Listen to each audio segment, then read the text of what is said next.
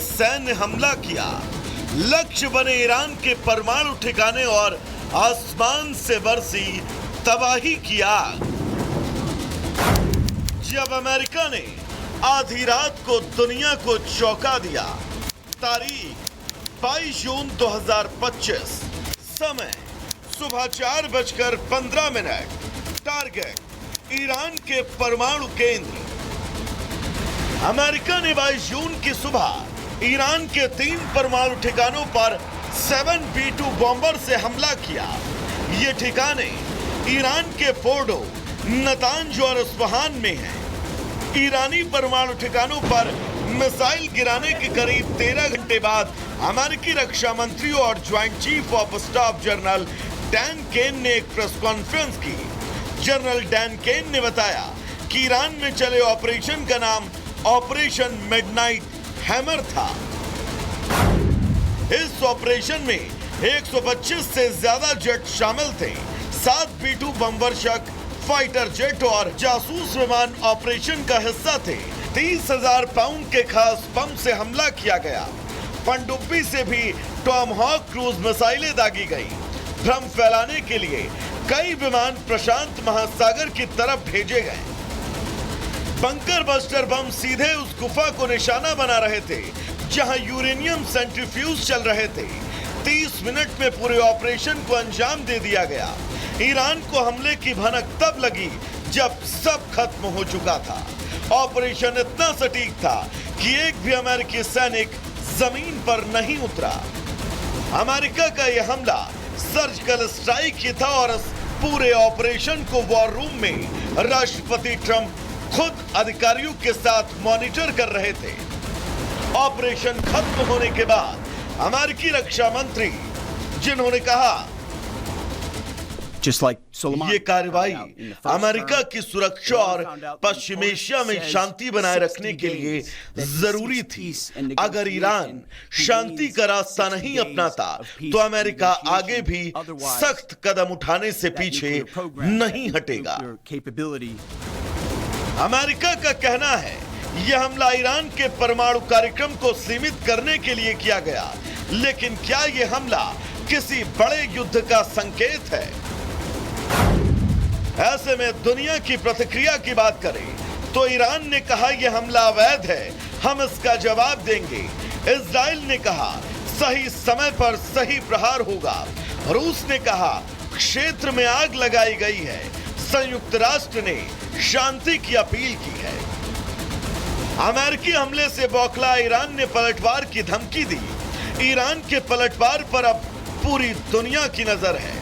हालांकि इस ऑपरेशन के पीछे की सच्चाई अभी भी धुंध में है, लेकिन इतना तय है मिडनाइट हैमर ने मिडिल ईस्ट में तनाव की आग भड़काई है।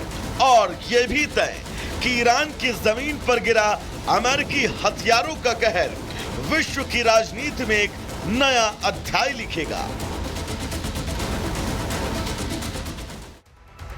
तो इस रिपोर्ट के जरिए आपने पूरी इनसाइड स्टोरी को समझा, कैसे ऑपरेशन को अंजाम दिया गया। अब आपको बताने जा रहे हैं अमेरिकी हमले में किन किन हथियारों का इस्तेमाल हुआ। सबसे पहले देखिए B2 स्प्लिट बॉम्बर है, यानी कि ये बंकर बस्टर बम है।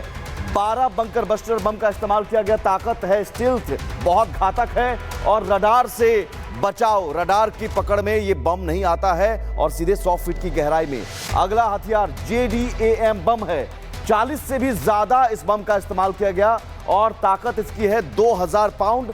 और विशेषता क्या है? GPS गाइडेड है, सटीकता बहुत है और सटीक निशाना लगता है। Cruise missile, Tomahawk cruise missile का भी इस्तेमाल किया गया और 20 संख्या है जो क्रूज मिसाइल का इस्तेमाल किया गया। ताकत इसकी लंबी दूरी की मारक क्षमता है और विशेषता है कि भूमिगत ठिकानों पर असरदार है। जो परमाणु ठिकाने, जो फोर्डो, नतांज और इस्फहान, ये भूमिगत ठिकाने थे और वहां पर यह असरदार रहा। तो ईरान और इजराइल के बीच युद्ध और अमेरिका की दस्तक, कहीं ये तीसरे विश्व युद्ध की आहट तो नहीं। ऐसे में अगर तीसरा विश्व युद्ध होता है तो ग्लोबलाइज होती इस दुनिया में बाकी के देशों को क्या नुकसान होगा, इस रिपोर्ट में देखिए।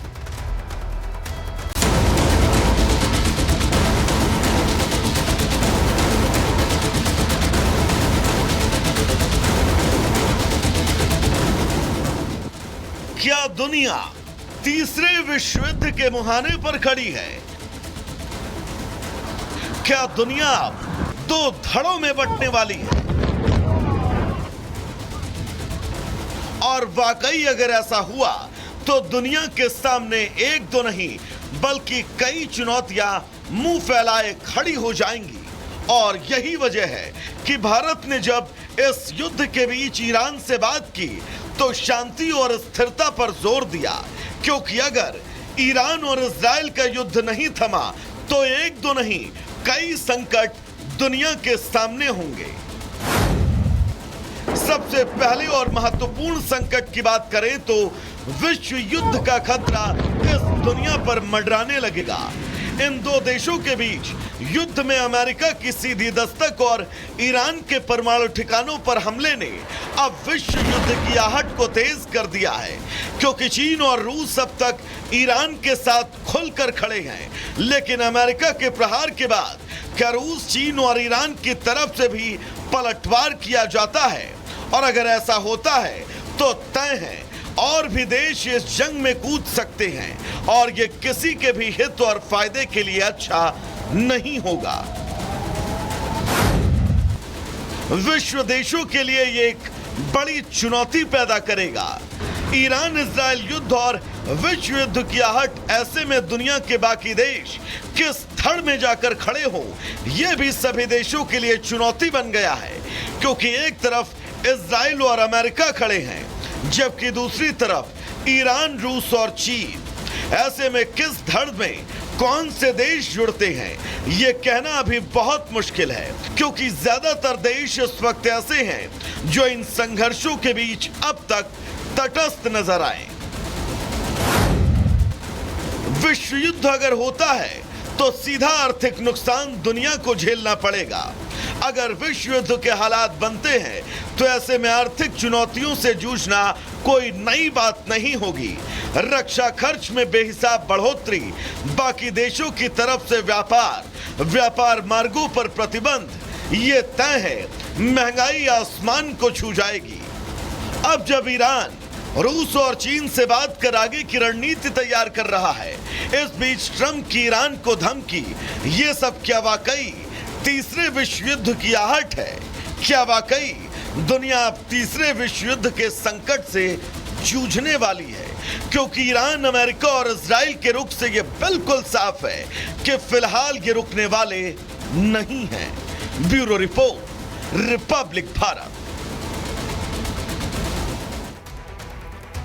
मिडिल ईस्ट में छिड़ी जंग पूरी दुनिया को प्रभावित करने लगी है। कई देश हैं जो ईरान से हमदर्दी दिखा रहे हैं, तो कई ऐसे देश भी हैं जो अमेरिका के पाले में खड़े हुए दिखाई दे रहे हैं। मानो ऐसा लग रहा है कि दुनिया दो हिस्सों में बंट गई है। देखिए आप भी अमेरिका के हमले के बाद कौन से देश के साथ खड़ा है ईरान, और ईरान के खिलाफ कौन खड़ा है, यहां देखिए।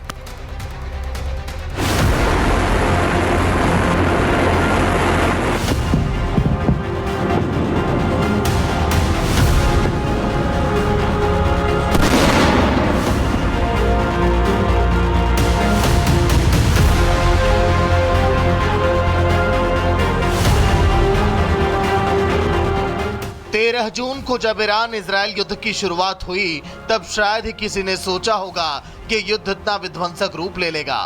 दुनिया का रुख अब बदल चुका है। इजराइल ने ईरान पर हमला किया, जिसके बाद ईरान ने भी जोरदार पलटवार किया और कई हमले इजराइल पर कर दिए।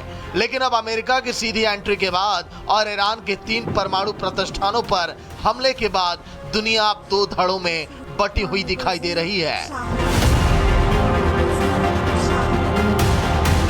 दुनिया भर से अमेरिका के हमले के बाद प्रतिक्रियाओं का दौर शुरू हो चुका है। कई देश हैं जो ईरान से हमदर्दी दिखा रहे हैं, तो कई ऐसे भी हैं जो अमेरिका के पाले में खड़े दिखाई दे रहे हैं। मिडिल ईस्ट में छिड़ी ये जंग पूरी दुनिया को प्रभावित करने लगी है। लोग खुलकर स्टैंड ले रहे हैं। चीन और रूस जैसे शक्तिशाली देश अब ईरान के साथ खड़े हो गए हैं। रूस में पूर्व में रहे कई नेताओं ने ये तक कह दिया कि दुनिया के कई ऐसे देश हैं जो खुद अपना परमाणु हथियार ईरान को दे सकते हैं। ट्रंप पर भी रूस की तरफ से हमला बोला गया।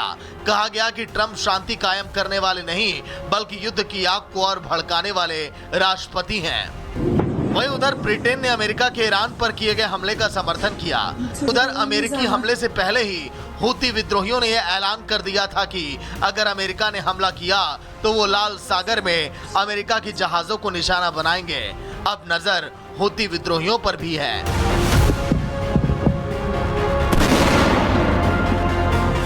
कल तक ट्रंप के लिए नोबेल पुरस्कार की मांग करने वाले पाकिस्तान ने भी अमेरिका के हमले की निंदा की और पाकिस्तान के विदेश मंत्रालय की तरफ से कहा गया कि अमेरिका ने ईरान पर हमला करके अंतर्राष्ट्रीय कानूनों का उल्लंघन किया।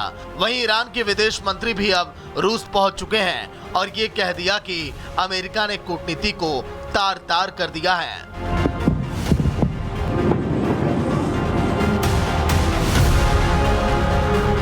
हमेशा दुनिया में शांति का संदेश देने वाला भारत आज भी यही चाहता है कि मिडिल ईस्ट में छिड़ी ये जंग शांत हो जाए।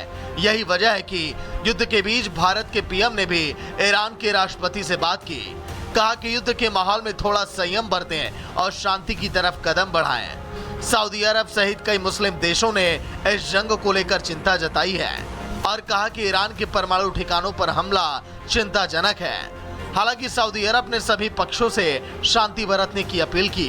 वहीं जापान ने भी इस युद्ध पर चिंता व्यक्त की और कहा कि हम भी अपने नागरिकों के हालात पर समीक्षा कर रहे हैं।